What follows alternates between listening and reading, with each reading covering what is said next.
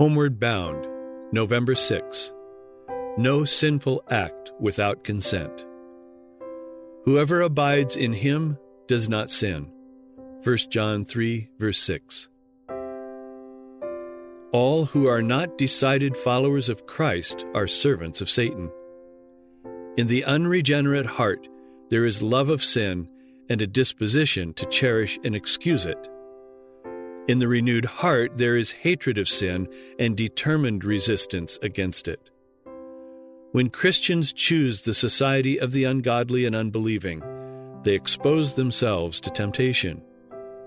Satan conceals himself from view and stealthily draws his deceptive covering over their eyes.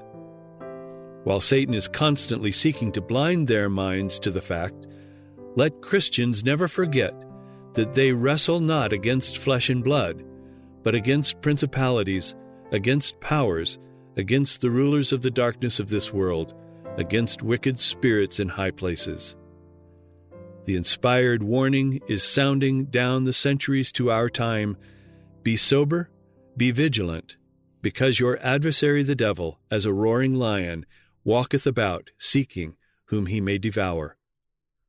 Put on the whole armor of God, that ye may be able to stand against the wiles of the devil. From the days of Adam to our own time, our great enemy has been exercising his power to oppress and destroy. He is now preparing for his last campaign against the church. All who seek to follow Jesus will be brought into conflict with this relentless foe. The more nearly the Christian imitates the divine pattern, the more surely will he make himself a mark for the attacks of Satan.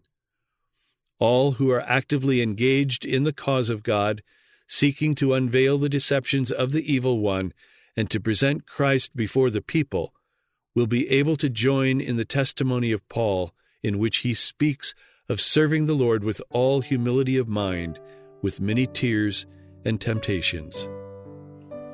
Satan assailed Christ with his fiercest and most subtle temptations, but he was repulsed in every conflict.